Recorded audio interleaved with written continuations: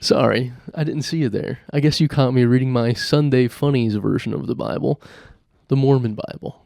I just read here, Jesus Christ, Holy One of Israel. Now here I thought that Jesus Christ was from Cleveland in this version. Silly me. I guess I need to do some light reading over the weekend. Hi, I'm Liam Salvage. Welcome to Shower Party, episode 164.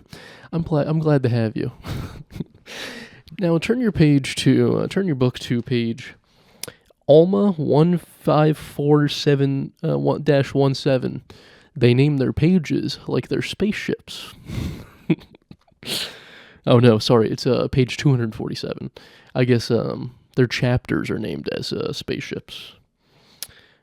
Jerome, now that's a name I can get behind. What does he play for, the Pacers? I'm Liam Salvage, episode 163 of the Shower Party Podcast. I'm glad you could join me today as we go through our Bible study. Oh boy, that silly Joseph Smith, bring us to a more serious topic. Racist podcasts across the globe need your support now more than ever. It's a trying time for racist podcasts, as everyone is supporting Trump and saying the N-word and doing stuff like that. The federal government is trying to ban our public tax dollars going towards racist podcasts. They already took away NPR, and then you thought you were safe. You're like, I never listened to NPR on the radio. What do I need national public radio for? Then they said, well, guess what, buddy? Racist podcasts are next. And you're like, but I thought, what? I thought my people were safe. Just kind of like Germany in 1945. You're just a nice little, gypsy, as they called them back then. You're just a nice little gypsy. You're going about your day, and you're like, they're just getting the Jews. What are they going to do? Get me next? And then you turn a corner, and they're like, oh my God, they're getting rid of racist podcasts? What are we going to do? What are you going to do? Go to Saudi Arabia? And maybe they'll enjoy racist podcasts in Saudi Arabia. They need your support now more than ever. Go to liamsalvage.com/shirts and you can find your Support Racist Podcast shirt. So you can show the people, you can show your parents that shirt whenever you get up from the basement. That's really who it's for. You can't go out in public with it. But it's a good shirt to wear. It's like getting a Bernie shirt in 2020, Like your dad's like, what the hell are you supporting him for? And you're like, I like the guy. And then you show off your Bernie shirt. And then it's just in your closet for the next 6 years. You're like, why did I even buy this? So you always think you're safe, and then you're like, what, white guys can't just, say the N-word anymore? We can't have Rob Schneider saying the N-word anymore? It's funny. You can do it. You can say the N-word if you support racist podcasts funded by the government. That's how we like our racist podcasts. There was Obama had a podcast with the big boss man from New Jersey. I always forget his name. I just know him as Big Boss. He had a podcast with him, I think. And it's very funny to think that Trump is going to have a podcast here in a few years. Barack Obama having a podcast is what you get when you don't support NPR, He had to take it upon himself to get a $10 million Spotify deal to have a podcast with a musician, instead of us just, giving a cent per paycheck to NPR or PBS. I'm pissed they're taking away PBS, because I always thought that stood for penis? Boy, sure. Because he's like, well, penis? Question mark? Boy, sure. That's what PBS is. NPR is, well, penis radio. Speaking of sins, they say as a child, you step on a crack, you break your mother's back. But they never go into, if you smoke some crack, and then you go into your mother's home and steal all the copper out of her walls, and you break her heart, So you might as well step on the cracks now. What's it going to do? Open up into a sinkhole and kill your mother? You know what kills her? When you come home begging for money and and she knows you haven't haven't been clean, like you've been lying to her. She knows that the fentanyl crisis in America is beyond what her son is doing, but you know he's fallen susceptible to it. So maybe next time you tell a kid, hey, don't step on that crack, maybe you should say, go ahead, sonny, step on that crack so that you don't smoke it. So you don't go to 5th grade with a crack addiction, already trying to get the other kids into the corner, and then you do a little show trying to get some money for your crack. You go to show and tell, and then you rob everyone that brought in their little trinkets. You rob the trinkets from them so you can go sell it at the local pawn shop. And then you try to get your 5th grade hands on some money by pawning off some kid's size 2 shoes because it was show and tell, and you just got a brand new pair of shoes. He didn't know. He didn't know it was show and tell day, so he just took off his shoes. Said, hey, this is what I'm showing and telling today. I'm excited I have these shoes. You steal those shoes, pawn them, get some crack. You're at recess. You're not even going to class anymore. You're just perpetual recess there, brother. So next time you tell a kid, hey, don't step on that crack, you're going to break your mother's back. Say, hey, don't smoke the crack. You'll break your mother's heart. How are you going to get this in NPR and PBS? Instead, you need to support these racist podcasts because you're not going to get hardball lessons like this. Me telling you to tell kids to not smoke crack. As the wise man. They don't have like an about the author section of the Bible right here. Of the Mormon Bible. They should have an about the author section. Oh my God, translated by Joseph Smith. He didn't even write it, dude. He shouldn't get any credit. I do think it'd be very fun if there's Chris Hansen. He's protecting the children of the world. There's no one protecting 55-year-old women. So I want to go and pose as a 55-year-old single woman online, and I want to go there and I want to say, hey, I'm into 35-year-old guys, and I want to go on, and we just lure 35-year-old men into our condo. It's a nice, respectable 2-bedroom, 1-bath, they don't have any kids. I'm 55 years old. Just a nice little condo. I'm trying to get a 35-year-old guy to come make that his gaming area in my condo. Eventually, we'll both kind of just cohabitate once we get a little bit older. I have 1 bedroom, he has another. 2-bedroom, 1-bath is perfect for a 55-year-old woman that's single, never been married or have any children. But I want to pose as a 55-year-old woman online, and I lure 35-year-old men, and I just sit them down. They don't know that it's actually me behind the camera, and I say, hey, do you know how nasty it is that you're dating someone your mother's age? You know how icky that is that you're trying to bang a 55-year-old woman? You're 35 years old, bud. The sky's the limit. You can go anywhere from 30 to 40. You don't have to go immediately to 55 just because she's settled down. She has a 401k and she plans to use it pretty soon. She's looking into early retirement because she doesn't have very many expenses. She paid off her college while she was doing it. That's how old she is. She's 55. She worked a part-time job and got through college. It wasn't very hard to get a liberal arts degree back when you could just work at McDonald's before, during, and after getting that degree, Now you have to plan ahead. You want a nice, artsy 55-year-old woman that can just, had it easy in life. She didn't have any bills. She just kind of got grandfathered into having an easy life. Sure, she doesn't get steak every night. She has a nice rotisserie chicken from Costco quite often, but she has a good life, 0 bills, I just want to let you guys know how icky it is when you're a 35-year-old man trying to take advantage of a 55-year-old woman like that. Now, it says here, when you were DMing this 55-year-old woman, you said, and I quote, "I'll lick your pussy till you don't need the Vagisil no more." Now, what did you mean by that? Are you implying that you wouldn't need lube, or are you saying that you would lick away the yeast infection because of her 55-year-old pussy has yeast in it? Because she enjoys baking bread on the weekends.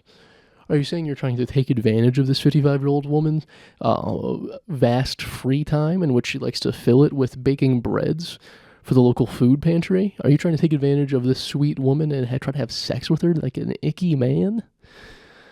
That's what I thought. Now, did you bring condoms? Did you bring condoms? Officer, arrest this man. A 35-year-old horny man shouldn't have the forethought to bring a condom to a 55-year-old woman's home. You know she can't get pregnant. She's gone through the change.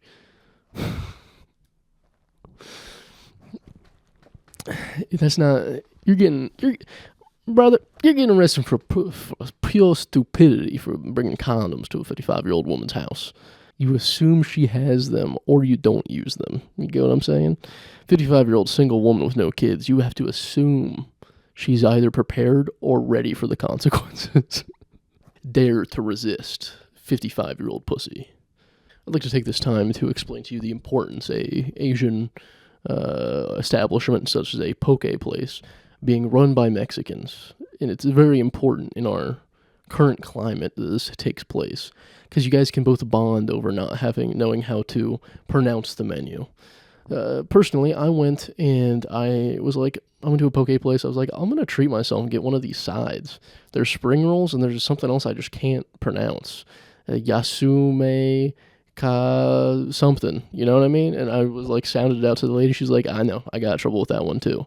It was a nice Mexican lady running a poke place. She might have just been a worker. I like to imagine she runs that place though. And then I order that, and then she goes back with my poke bowl, and I'm like, you didn't have to bring it back with you. You could have just I could have kept an eye on that poke bowl. I'm not going to steal it. But she goes back, and I'm like, I wonder what she's getting from back there. Usually they have the sides just, out where they can just grab them and give them to me. So I get out, and I'm like, boy, she's taking a while back there. She comes out, and she has an egg on my poke bowl. I think we were both surprised in that moment, because I think we were like, oh, you want that? I wonder what that is. So she had to go back, Google Translate it, and she's like, damn, he wants an egg on this poke bowl? And she comes out, we're both confused. We're like, why would I want egg on my raw tuna? And I just kind of had to pay the $1.50 extra, That's the kind of world I like to live in. We're both kind of surprised by what we're doing. A Mexican lady not knowing what she's doing with some Japanese cuisine, me not knowing how to order it. It's a very fun life to live when you don't know what you're doing. When you're just kind of grabbing life by the balls and saying, yeah, I'll take an egg on my raw fish. This is the first time that fish has ever seen anything resembling an egg, and they're having a happy time together. The funny thing is, it looked raw. It looked like she boiled she cracked an egg into boiling water and just kind of gave it a little swirl or two. It wasn't even poached. It was very raw. It was just starting to turn white in the white area. She just kind of plopped that shit right in my poke bowl, and we were both like, we like this. We're bonding over being cultured right now. We're learning. Us Mexicans and white guys needs to shut up and sit down and learn. You know what I mean? Look at the menu a time or two. See what's out there. Try to experience life. Stop ordering your Jack in the Box and McDonald's, Venture out. Get a raw egg or two. Back to Obama having a podcast. Do you ever think there was a day where he was a little bit like me today? A little bit tired, in a jokey mood, just having a fun time. Just, hanging out with a big boss from New Jersey.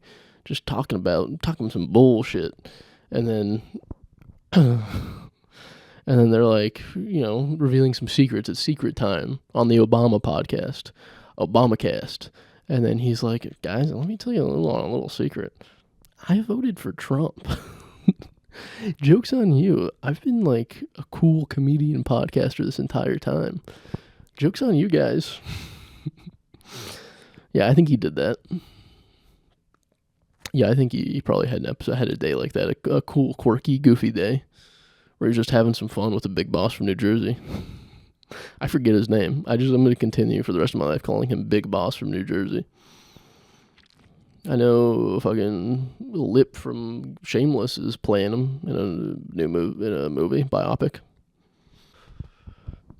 Now, I would like to say that I would like to give you guys some Mormonly advice, and this has to pertain to Mormonism, because it has to do a great deal with soda. Mormons, they love soda. However, have you ever been to a soda fountain and you fill it up, say you're at a gas station, you go in, you get your big gulp, You get a big boy too. You get like almost a fucking gallon of Diet Mountain Dew. You take the first sip and you're like, boy, I've been waiting for this. I got a long road trip ahead of me. I'm gonna have some Diet Mountain Dew and have a good time. Sip it in the gas station. Just do it. It's gonna. You got to tell if it's gonna be too syrupy or too carbonated with not enough syrup. You have to know before you leave the establishment if you're getting a good 2-hour Mountain Dew ride ahead of you, or if it's going to be a bad one where you're just kind of sucking it down because you already paid the $1.79 for the whole big gulp. Make sure you take a little. I know sometimes it feels like cheating when you go to the 7-Eleven. You take a little sip and you're like, this one's for me, and he saw me do it. He thinks I'm stealing this Mountain Dew. I'm going to pay for it, but I technically am taking more than $1.79 at 7-Eleven because I'm taking a sip before I leave. I don't care if there's free refills while you're in the establishment loitering around. It feels like it's stealing when you take a sip right in front of the cashier. Take a sip so that you know if you have to pour out the whole fucking bottle. If you have to pour out the whole big cup, the big gulp is gone. It already ruined your day if it's too seltzery or too syrupy. You're going to pour it out right in front of the man's face. You're going to throw away the cup. This is for you. If you want a good car ride experience, you have to take the sip inside the gas station. That is my Mormon advice for the day. Know your sodas before you leave the gas station. You can't leave just a naive man assuming that the soda is going to be a perfect combination. You don't know if they just refilled the syrup, in that case too syrupy, or if it's on its last leg and they're waiting for the Diet Mountain Dew syrup delivery guy, and he hasn't been there, and they're expecting him. That's when it's going to be too carbonated and not enough syrup. You have to know what you're getting into, and you have to assert your authority when you're in a 7-Eleven. You have to know when it's time to pour that shit out. Okay? Mormon, Joseph Smith, approved. And I would like to take this time to end the this week's episode of the Shower Party Podcast, otherwise known as the Jesus Shower Podcast, because he's showering you with his knowledge. The American Jesus Christ, who came here to found freedom. And you know his 10 commandments, the freedom of speech. This is Jesus, the Book of Mormon, Jesus' commandments. Freedom of speech, the right to bear arms, no unlawful search and seizures, cool shit like that, you know? Here is Alma 7:21-5:8. If you could all bring out your books and go to that chapter. It says here it's a little bit before chapter 8. I thought the chapter names were the cool guys' names. I thought they were like his homies' names were the chapter names, but I guess I'm wrong. And he doth not dwell in unholy temples, neither can filthiness or anything which is unclean be therefore. I say unto you, the time shall come, yea, and it shall be the last day, that who is filthy shall remain in his filthiness. This is in reference to 35-year-old men living in the basement that do not shower every day. The aforementioned guys that would buy, like a shirt that says support racist podcasts. And now, my beloved brethren, I have said these things unto you, that I may awaken you in a sense of your duty to God. He said duty. And yea, Kanye, may walk blameless before him. He is blameless. He is a victim. And yea, may walk after a holy order of God, after which yea has been conceived. And now I would that yea should be humble and submissive and gentle, easy to be entreated, full of patience and long-suffering, being temperate in all things. 72 degrees inside temperature. I prefer 68, but 72 is like the normal. Asking for whatsoever things yea stand in need. Stand up. Racist podcast, stand up. Both spiritual and temporal. Temperatial. Always returning thanks unto God, and whatsoever things yea do receive. So basically it's saying, if you're filthy, you stay dirty. It's kind of like Pigpen from the Peanuts, Charlie Brown and his friends. It's like Pigpen. He'll always be dirty. He loves being a dirty boy. That's what Joseph Smith says. If you love being a dirty boy, then whatsoever yea. Think about that one.